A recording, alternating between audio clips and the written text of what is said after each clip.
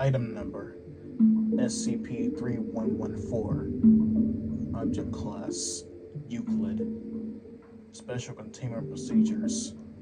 SCP-3114 is held in a 3 meter by 7 meter enclosure surrounded by a reinforced steel with impact glass windows for observation. A smaller 1 meter by 2 meter cell is attached to contain SCP-3114 when its enclosure needs to be entered for maintenance, enrichment, or inspection. When SCP-3114 needs to be moved from one section to another, a projection of a human subject will be displayed on a wall in the desired area. Once SCP-3114 attacks the projection, the door will be closed. No personnel are to enter SCP-3114's enclosure outside of approved testing procedures.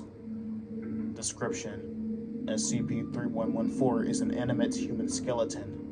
It stands approximately 1.6 meters tall and weighs 30 kilograms.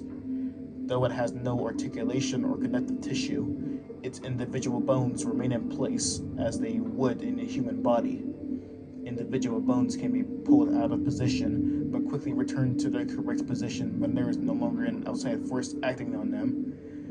Though SCP-3114 is made of similar minerals as human bone, it is much denser and stronger, requiring more than 3 times as much force to break.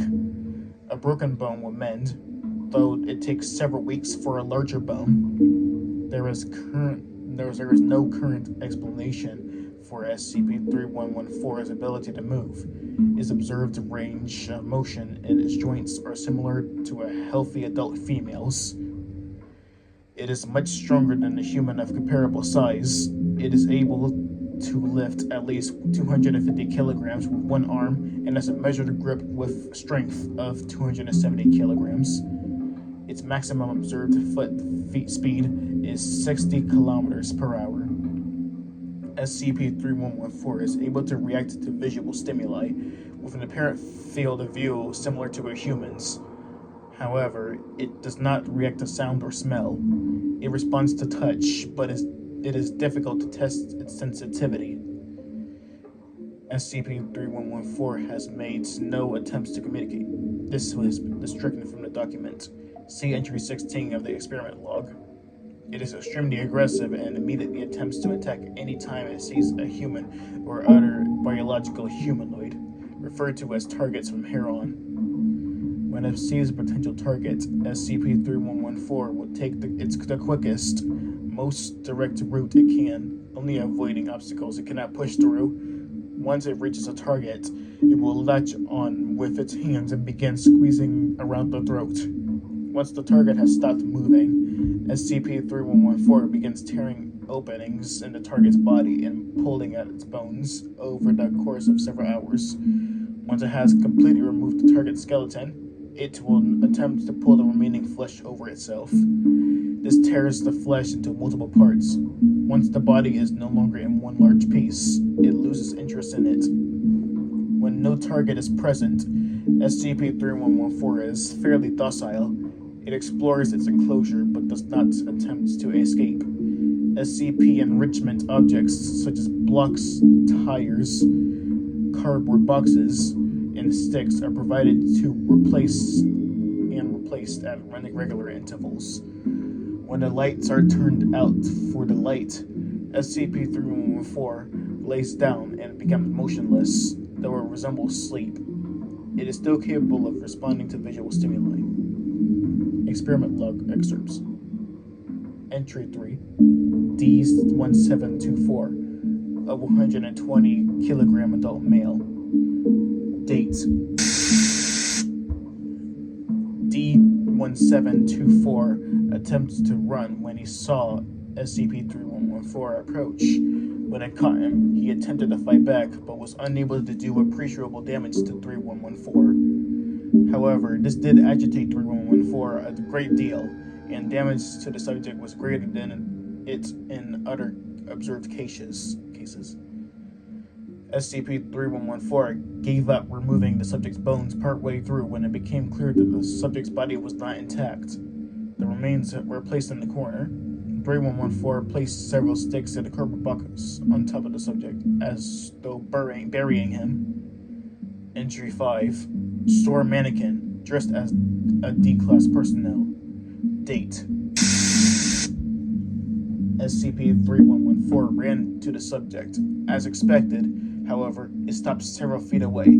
It stared at it for several minutes, then waved a hand in front of the subject's face. It seemed confused by the lack of facial features. It proceeded to touch the top of the head, tapping it several times before it finally carried it back to its enclosure, where it placed it in the corner. It mimicked its pose several times while standing next to it. It removed the mannequin's clothes and attempted to wear them. However, it was unable to operate the belt.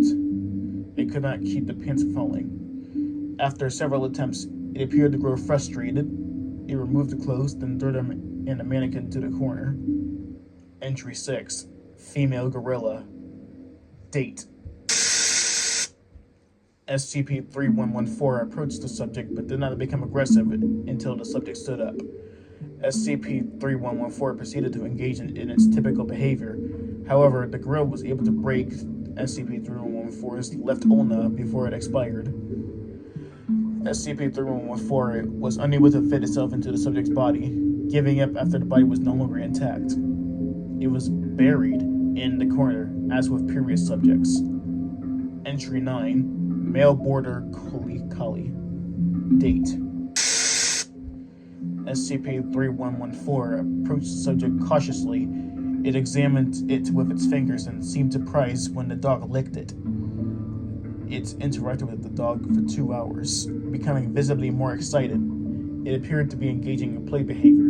It wrestled with the dog without harming it and threw sticks for it. At one point, the dog attempted to bite 3114's lower left leg, at which point 3114 struck it sharply, frightening the subject. However, neither appeared to have been seriously harmed, and both returned to their play. The subject was removed from the enclosure without incident. SCP-3114 stood at the exit for several hours after the subject was removed, striking the walls repeatedly. However, it did not use enough force to cause damage to its enclosure. Entry 13. Human cadaver, female, 55 kilograms, 2 days after death. Date. SCP-3114 reacted as it would to a live human, including an attempt to crush its throat for several minutes, otherwise identical to a test with similarly sized live subjects. Entry 14. Human skeleton, articulated for teaching. Date. SCP-3114 approached the subject rapidly but did not attack. Instead, it examined the subject for several minutes, then began to prod it. When this elicited no response, it ran its hand along the top of the subject's head. It then carefully removed the subject from its stand and carried it back into its enclosure. It cradled the subject for several hours. It then put the subject in the same position it takes during sleep periods. Entry 16. Human cadaver, male, 145 kilograms, 1 hour after death. Date.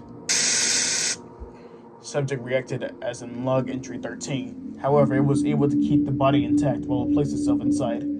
It walked around its enclosure for an hour while wearing the subject. When the projection was shown to clean the enclosure, 3114 did not attempt to attack the projection. Instead, it walked up to it and began to attempt interaction. D-4843, an adult male, was placed in the enclosure. When SCP-3114 approached, he attempted to escape. SCP-3114 grabbed him, but did so gently. It continued trying to interact with him, taking his hand and placing it on his face, trying to ape his movements, and embracing him. He reacted negatively to all interactions. After 3 hours, D-4843 was removed from the enclosure. SCP-3114 waited for several minutes at the door, then it tore the subject off of itself. It kicked the remains into a corner, then laid down next to the subject of entry 14. It did not move for 3 days, at which point it resumes its normal behavior. That is it for this SCP. I'll see you in the next one.